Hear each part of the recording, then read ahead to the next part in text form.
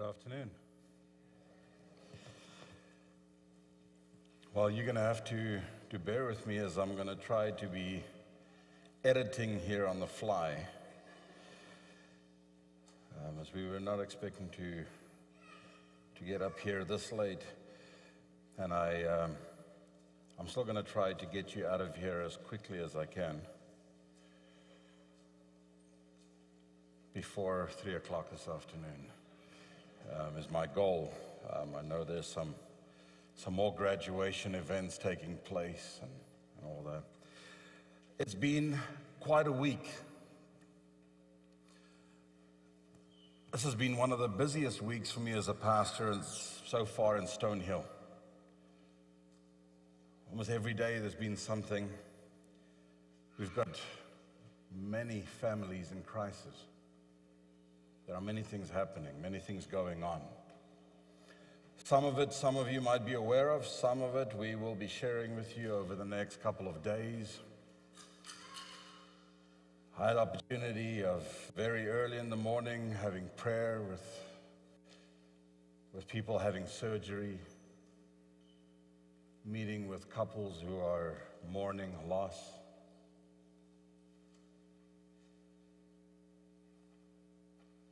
My emotions have been a roller coaster ride this week. Yesterday I had 5 huge visitations. From praying for surgery to praying for those who have lost to celebrating graduations. I feel like I have had so many ups and downs that I don't know which emotions to show. I'm laughing when I shouldn't laugh, crying when I shouldn't cry. But I just want to say to the church, those who were involved in helping these families out thus far, thank you. It is nice to know that we have a church family that cares. Even if it's not public knowledge and out there, a lot of these items, there are small groups that still function as a support system. And for that, I'm eternally grateful. But we've had good things that have happened too. We've got Tim and Laura back. It's good to see you. We are going to put you to work soon. Just be careful. Kajana's got a birthday today. Where's Kajana now? Oh, there she is. So there's still opportunities to celebrate life and good things happening. We have a new American citizen, Silva. Charleston Silva was sworn in this week.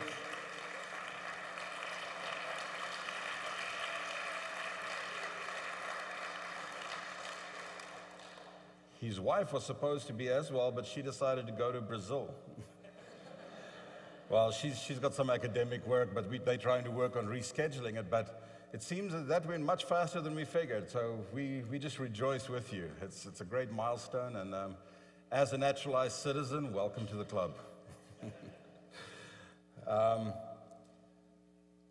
With all of these things going on, this world, it seems like every Sabbath I'm getting up, there's another newsworthy event that makes me understand that we're running out of time. And it's getting out of control. I used to have to, when I do a list of things that are happening, I would have to go online to say, well, when was that again? That was like, about 6 months ago. Now it's like, was that Tuesday or Wednesday?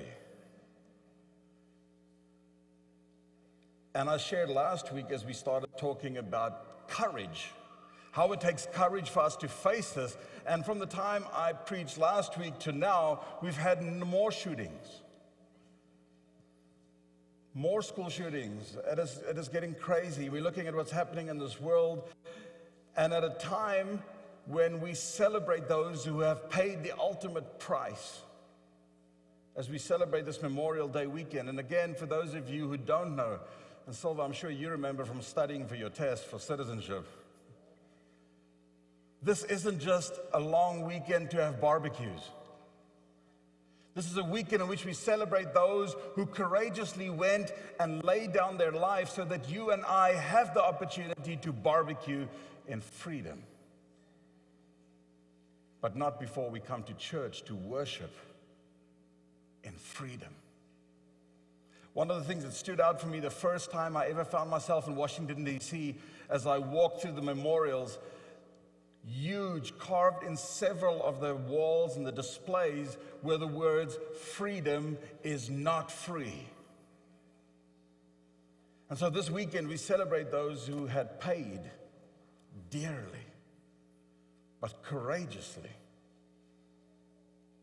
the price that you and I could enjoy life the way we do in this great country. So how do we go forward being strong and courageous? I read our scripture reading, 2 Timothy 4:16, and just as we speed things up, just listen in your hearing. "At my first defense, no one came to stand by me." This is Paul, as we talked last week, being in prison, feeling like the world has given up on him. But he continues, "But all deserted me. May it not be charged against them. But the Lord stood by me and strengthened me, so that through me the message might be fully proclaimed and all the Gentiles might hear it. So I was rescued from the lion's mouth. God will rescue me from every evil deed and bring me safely into his heavenly kingdom. To him be the glory forever and ever. Amen." Now we're talking about 2 Timothy here. We're talking about the journey that Paul went through and courageously having to face and deal with issues that came his way. But I want to actually take a step back and have us look first at the Old Testament before we come back to the New Testament and Paul, especially with this weekend's mindset. And so I go to scripture now, and I read in Joshua 1. I'm going to be reading verse 1, 2, and then again 6, 9. "After the death of Moses, the servant of the Lord said to Joshua, the son of Nun, Moses' assistant, 'Moses, my servant, is dead. Now therefore arise, go over this Jordan, you and all these people, into the land that I'm giving to them, to the people of Israel.'" Now we move on to verse 6. "Be strong and courageous, for you shall cause this people to inherit the land that I swore to their fathers to give them. Only be strong and very courageous, being careful to do according to all the law that Moses my servant commanded you. Do not turn from it to the right hand or to the left, that you may have good success wherever you go. Do as I told you to do," is what God's telling him. Now verse 8, "The book of the law shall not depart from your mouth, but you shall meditate on it day and night, so that you may be careful to do according to all that is written in it. For then you will make your way prosperous, and then you will have good success." Verse 9, "Have I not commanded you? Be strong and courageous. Do not be frightened, do not be dismayed, for the Lord your God is with you wherever you go." So that means fulfilling the Great Commission. Wherever you go to teach and to preach, don't worry about it, because God says, "I will be with you." When you go and do homeless ministries and you are scared because you're not used to that environment, do not fear, for I will be with you wherever you go. When you have to go and talk to your boss because he doesn't want to give you Sabbath off, do not fear. When you have to talk to your teachers and say, "I'm going to have to get a letter from the pastor to get exemption from my SATs so I can write on a different day," do not fear. By the way, I do write those letters. You don't have to go and write them on the Sabbath. It scares me when I see how many people just ignore the opportunity we have to be of service and to stand what we believe in. Come and talk to me. We can offer those services. This is why we live in a country where we have freedom of religion. We don't know how long it will be, but we have it. So let me be a part of it for you. It's Memorial Day weekend, Sabbath, as we honor those that paid the price for our safety and freedom. We think about this issue of courage. Now, to me, it seems that there were Basically, two types of courage, if you will. The one type was the blood-rushing, heart-palpitating courage. And the other, the courage of dealing with cold fear. Now, if you listen to those descriptions, I'm sure that some of you will figure out the fear that you've experienced, which one it may be. Blood-rushing, heart-palpitating courage is the courage that a soldier displays when he is running around the battlefield, having to pick up his battle buddy and have to carry him after being injured to a place of safety. He gets wounded himself, but he's not going to leave a man behind. And so he's running, and he's fearful, but he is doing what he's been trained to do, and he's experiencing blood-rushing, heart-palpitating courage. Courage of dealing with cold fear is that soldier lying in the hospital bed when his leg has been amputated. And he is dealing with the rest of the world starting to back away from him as life carries on, and he's no longer in the forefront of everybody's attention or their mind, and he doesn't know what to face. He doesn't know where he's going to go. And unfortunately, we see that with so many veterans, they don't know where to go after being wounded. They don't know what their future is going to hold, and they are facing this uncertainty with courage, facing cold fear. It's as if the moon is going across the sky in the daytime, and it is a pale moon moving around, and nobody even really notices the moon. But yet the moon is still there. Courage of dealing with cold fear. But blood-rushing, heart-palpitating courage is the one that gets me. It's an exciting, vigorous sort of courage. Sometimes it yells out a war cry. Sometimes it is infused with anger, but it always has a lot of energy. You know, Jane Dow and Johann Springer tells a story of visiting their parents in a frail care home in Alexandria, Virginia. While they're visiting with their relatives in this little room, they hear a blood-curdling scream. And some of you might have heard that. When you hear the scream, your whole body reacts, and you know something is terribly wrong. You can feel it in your gut. And so they run out to see what is going on. And as they run out into the hallway, they see one of the aides, Mustafa, attacking his boss with a knife. He is stabbing and slashing for all he is worth.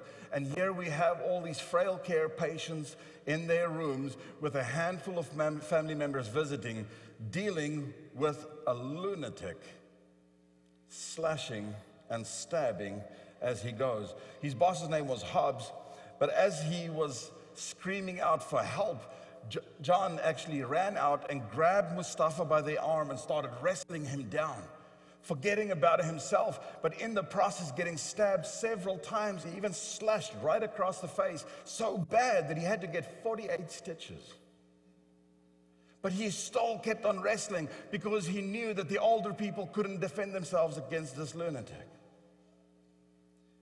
But in the process, Mustafa, who was stronger and running on major adrenaline, started getting the better of John. This is when Jane's maternal instinct kicked in. And if you ever want to see how strong it is, threaten a mother's child. But she found a can of pepper spray in her bag, and with this man slashing and stabbing, she ran right up to him, dodged the first, and emptied a can of pepper spray in his face, which made him scream and made him blind enough to the point where John could get back up and with the aid of several other aides, take down Mustafa and have him subdued until police could arrest him. Blood rushing, heart palpitating courage. It's the type of courage that we hope we will all have. We hope that if a lone gunman suddenly storms into this building, we hope that we will be the one that has the courage to stand up and, regardless of being shot ourselves, become the hero by taking him down, and regardless of the adversities that we face. We all say we want to be that. But as Mike Tyson so aptly stated, all of us have a plan until we get punched in the face. When I went through my training, I thought I was a super G.I. Joe ninja warrior, until the first live round started hitting the dust around my feet. I realized I wasn't as brave. I did what I had to do, but I wasn't as brave as I thought I was going to be. But we all wish we had that kind of courage. But Sierra Rufus, a 10-year-old African-American girl, was on her way home with milk and bread when a van pulled up next to her, and the man hung out the window and said, "Where have you been?" "I went to the 7-Eleven to pick up some bread and milk for my mother." "Do you need a ride?" "No, thank you." She kept on walking. But it wasn't 2 minutes until the van moved right up next to her, and the man leaned out and with a stern voice, as he opened the door of the van, said, "Get in."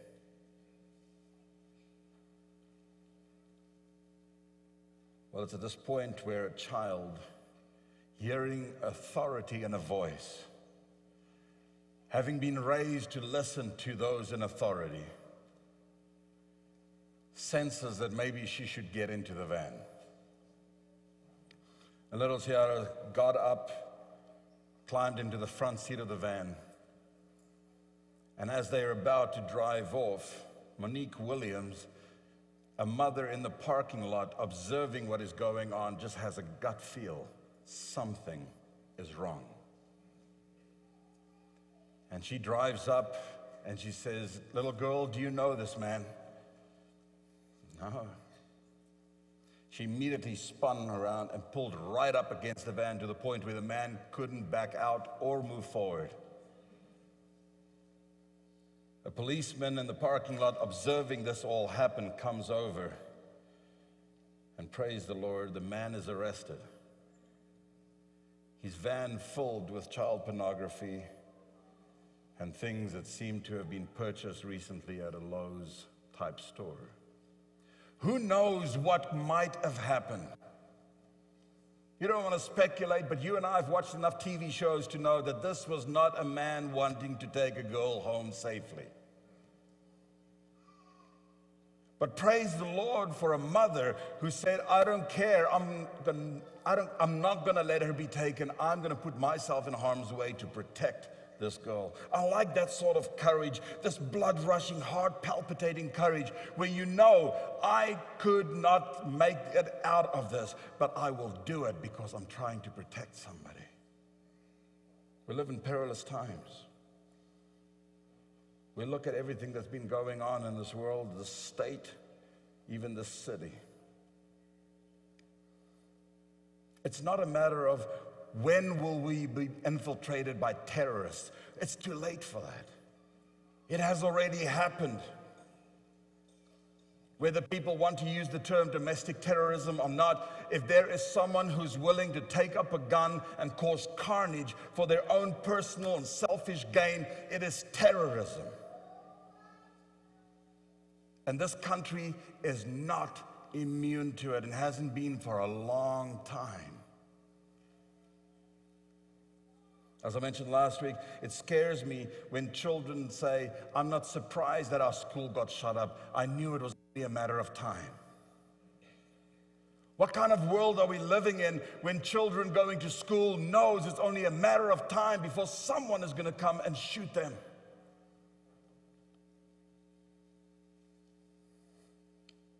When I look at nations that are truly war-torn, and I look at how people react, I look at how things were when I was in South Africa and we had to deal with civil war within our own country, and really it was a race war. But how every day we had to go to school, we had to have our trash cans checked out because people would put limpet mines in the trash cans.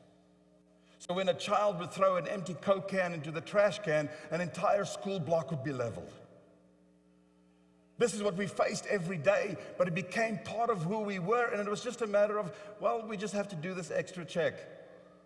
It was nothing to see armored personnel carriers driving onto the school property because we didn't have security officers. We had military soldiers protecting our schools. It was our everyday environment, and we were still happy. But then I look at third world countries where things are even worse, and still I see people content. I'm not saying they're happy, but life continues. And I'm wondering, how is it that they can continue, that they are not totally freaked out every single day? And I'm wondering if I have to face this here and now, if our church has to face it, if our school has to face it, our teachers, our staff, our leadership here, our membership here, how will we deal with it? How will we respond? Will we have courage in the state of emergency? Will I fail? Will I be cursed with cowardice? You know, there's an interesting curse, and that's actually what it is called. Actually in Leviticus 26:36, where the Lord says to the Israelites, if you don't commit to me with your whole heart. God doesn't say, I will punish you by taking away. He says, I will send faintness into their hearts, in the lands of their enemies. The sound of a driven leaf, some translations say, the sound of a leaf falling, shall put them to flight. Have you ever walked at night and heard a funny sound? We just recently got a cat, a black cat, that's very curious. And he's still so new that I sometimes forget we have a cat. And when you get up at night and you suddenly hear right by your ear,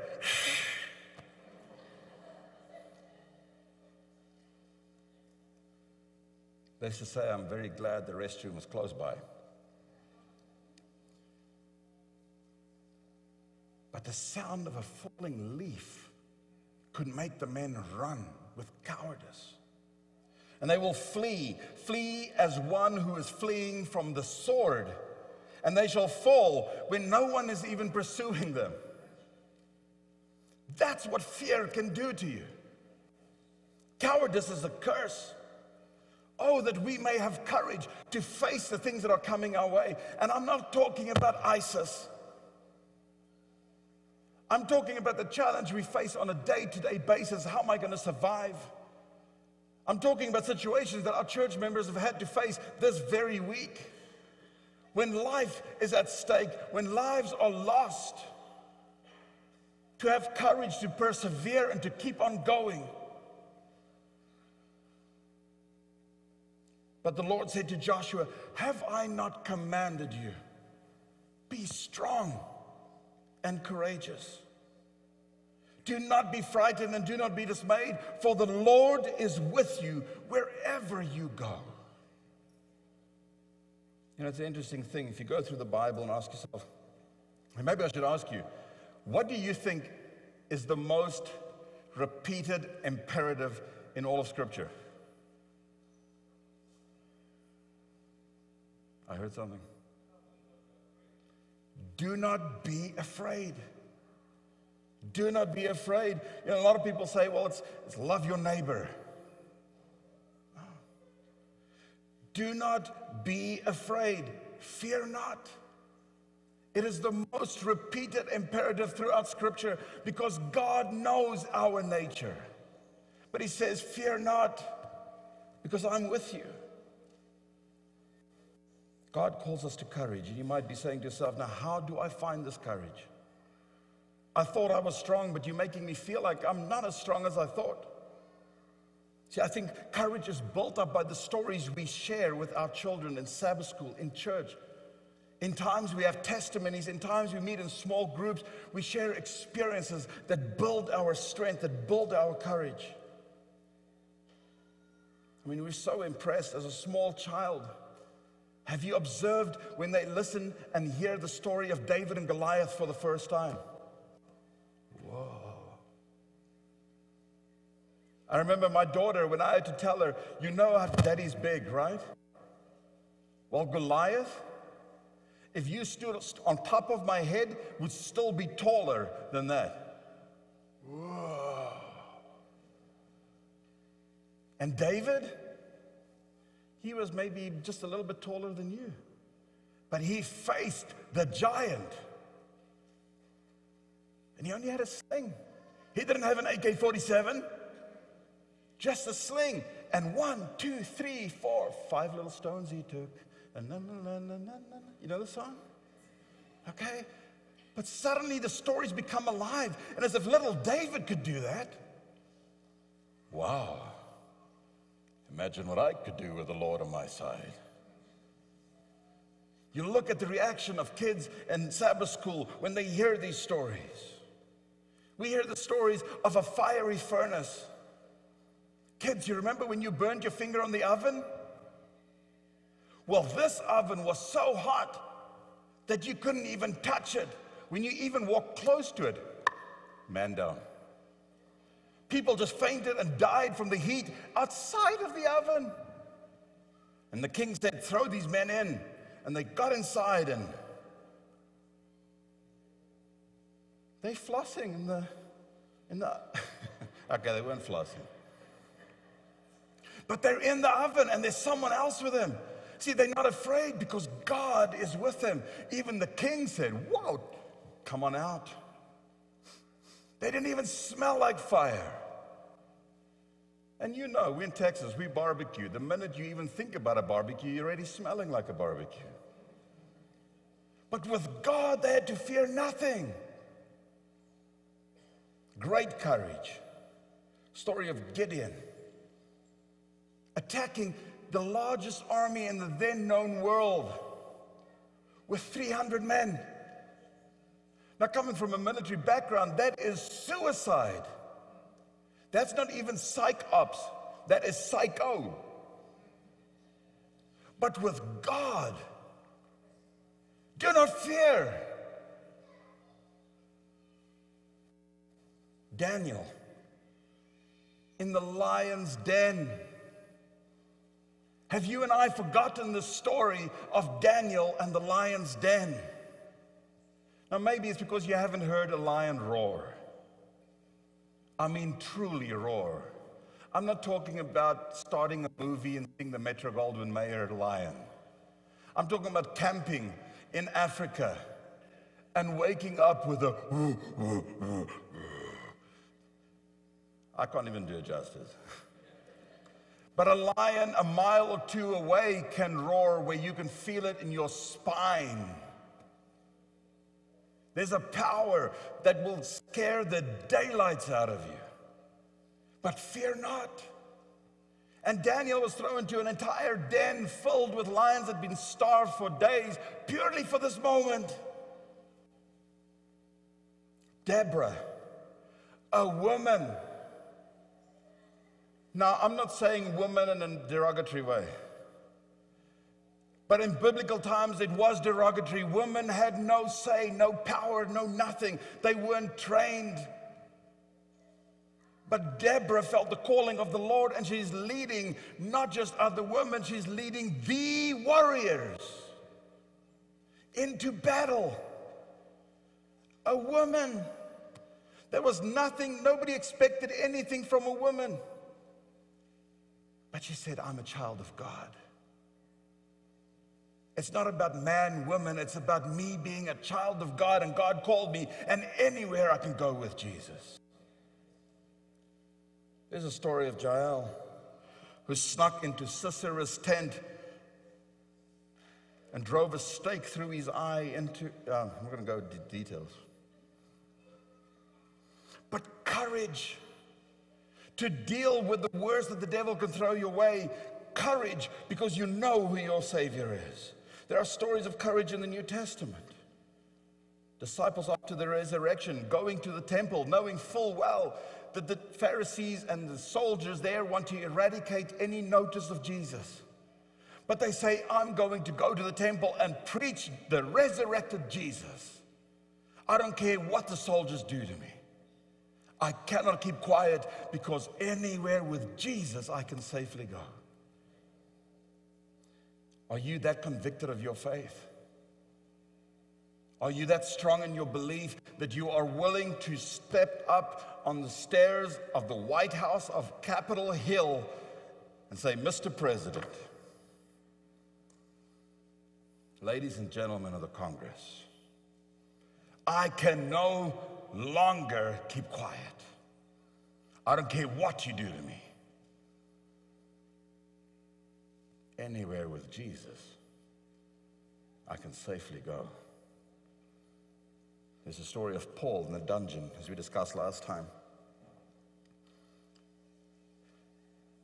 He was under house arrest. Finally let him go. There's a story of Jesus. Yes, even Jesus facing what he was facing. This is the greatest story of all for me, because knowing that one of his own friends was going to betray him, knowing what the Romans did to convicts, knowing that he was going to be severed from his heavenly Father, having to take on everything you and I ever did wrong, knowing all of that, Jesus still marched up, because Jesus was not a pacifist. We think he was a pacifist because we say in the Adventist church, we need to be pacifists. We're not going to take up arms. But that's not necessarily what it means, being a pacifist.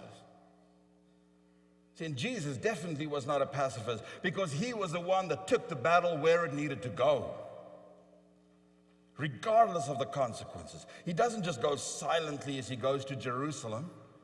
He goes in and makes a scene. He comes riding in on a donkey with palm leaves being strewn everywhere. People shouting, the King of the Jews, the Messiah. And he's like, here I am. He doesn't want to hide. He's not afraid of who he is. He wants everybody to see Jesus is here. He arrives in Jerusalem and he doesn't just stay put. He walks into the temple and he puts the church board back in order, and then he throws over the tables from the money takers and exchangers, and he says, this is not a house of commerce. This is not Frost Bank. This is the house of my Father, a house of prayer. See, Jesus is definitely not a pacifist. A pacifist is someone that does nothing. Jesus confronted evil when he saw it. And the unfortunate thing for me today is I believe too many people in this country is not calling evil by its rightful name. They're not calling it where it's at. They're trying to justify it with political jargon. We need to stand up and courageously call sin a sin. We need to stand up and call evil evil. But we're too afraid. We don't want to break political correctness. But Jesus would not have stood still. There's social justice and there's love for humanity, and we're doing away with it in political name. We need to stand up and courageously go, because Jesus says, fear not. Anywhere with Jesus I can safely go. So we have this wonderful thing that Jesus went to the cross. For the joy that was set before him, he went to the cross, despising the shame. And I like that second part. It's a part of him that says, I'm going to despise shame. I'm going to despise the fear. I'm going to despise it. It's a powerful word. I'm going to reject it. I'm going to hate it. I'm going for the joy. See, I've got something else to do. I'm going to the cross, not just to do something to check it off. I'm going to bring joy into this world again. I'm going because I experience joy when I see salvation for my children. I'm going to the cross. This is my mission. The greatest act of courage of all time is found here. As Jesus squares off with the devil himself. So how do we get that kind of a courage? We get courage by remembering who we are. Do you know who you are? Do you know your heritage? Have you claimed your heritage? I'm not talking about sending hair follicles out to some online company.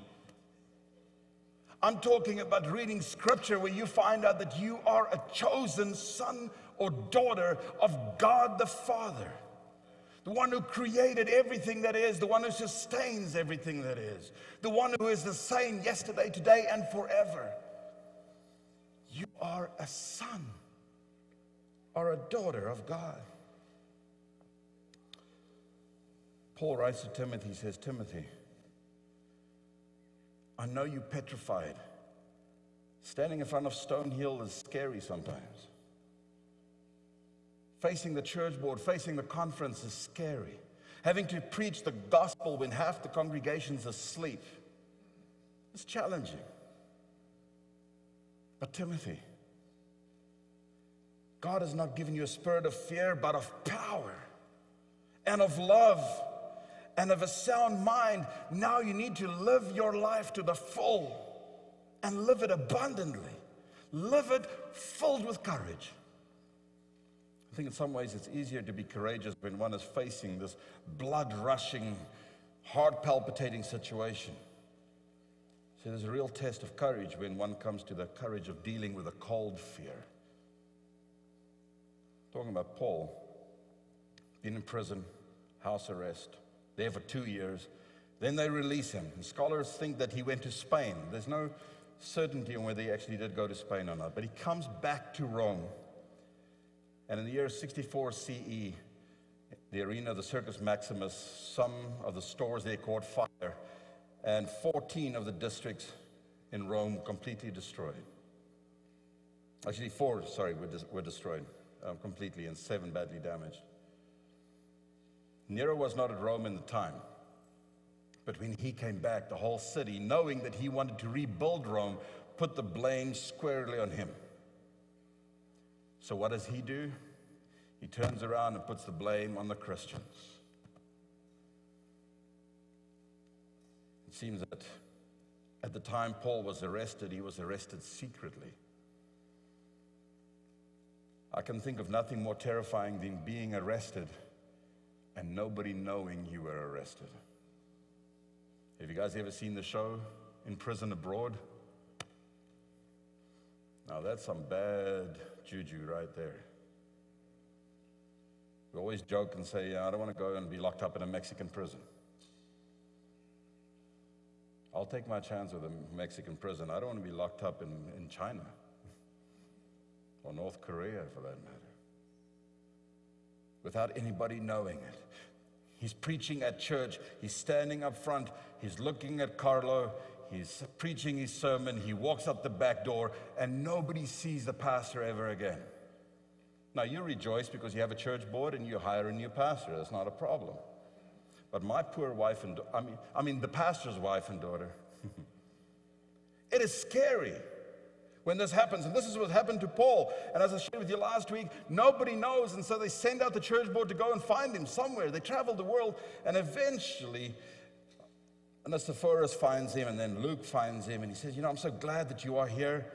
I went through my trial. My church boards abandoned me. The country's abandoned me. The whole church is collapsing.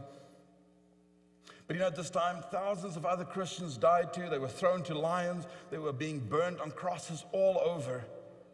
But the fact that Paul could still stay strong, having faced all of this, gave hope to the fledgling church that was left behind. Before he died, he says this, in verse 7 of 2 Timothy 1, I have fought the good fight. I have finished the race. I have kept the faith. Henceforth there is laid up for me a crown of righteousness, which the Lord, the righteous judge, will award to me on that day. And not only to me, but also to all at Stone Hill who loved his appearing. Every one of you and me qualifies.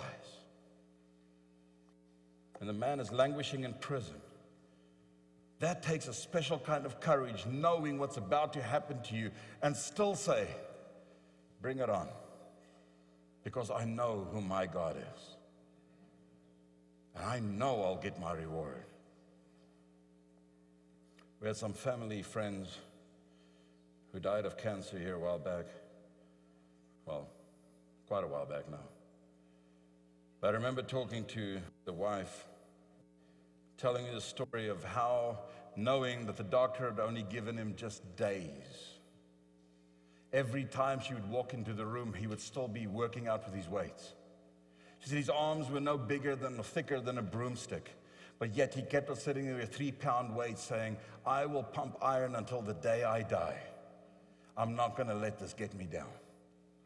And he worked out up until just a mere hour before he passed, facing it with courage. Bring it on, death. I'm still doing my thing. There's a fellow South African who got a call saying, you need to call your friend. It's also a fellow South African expat who lived here in the States. And he made the call to his friend in Mississippi, only to find out that his mother had moved over to the States also.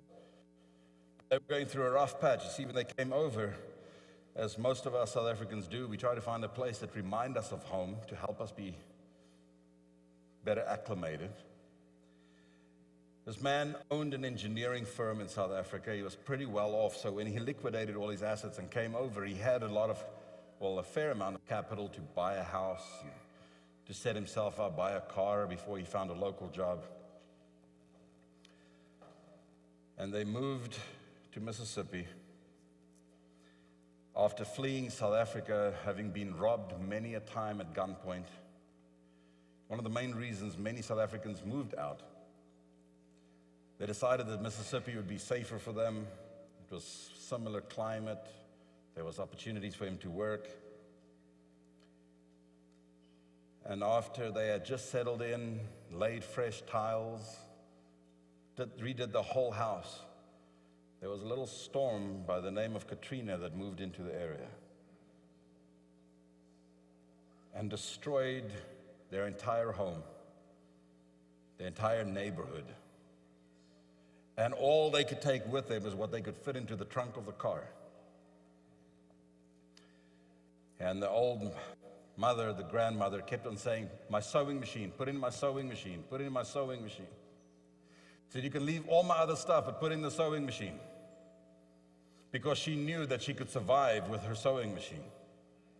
Well, after the storm had subsided and areas were cleaned out, they had lost everything. There was no insurance that would cover out, because at this time, insurance companies wouldn't insure a foreign citizen to the point where they needed to have it. They're renting a house. They've got clothes and furniture from Goodwill stores.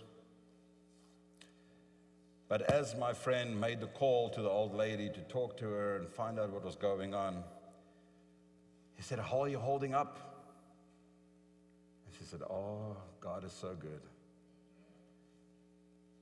And he snickered to himself, and he was waiting for her to tell how bad it really was. It's like, oh, I'm okay, except for this old rugby wound and this old bullet wound, this headache. We always like to bring out the truth after we try to put people at ease, but she kept on going. She said, I got my sewing machine, and now I make surgical caps for the local hospital. I sell them for $10 a pop, and last month I sold 970 surgical caps. I'm not rich, but at least I can buy some bread. Said, the Lord is good to us. We live in a better house. It's not our house, but it's a bigger house. And it's less monthly payments than we did when we owned the house. And said, we've got more furniture. Every room is filled. Well, they're a little cracked, and there's cracks in the leather. But somebody sat on them just nicely, and my bum just fits into it perfectly. So when I watch the Hope Channel, do you know I get the Hope Channel? And he just started crying on the other side as he heard this old lady explaining how everything is worse than it was, but better than before. Courage on a pale moon sliding day. So on this Memorial Day weekend Sabbath, as there are many families in our midst going through really, really tough times. And I don't even know what you are going through. I want us to listen as we face crises, as we face despondency, as we face the world, to those words the Lord uttered to Joshua: be strong and courageous. Have I not commanded you? Stonehill, are you listening to me? Have I not commanded you, be strong and courageous? Do not be afraid and do not be dismayed, for the Lord your God is with you wherever you go. Courage. Have courage, my brother.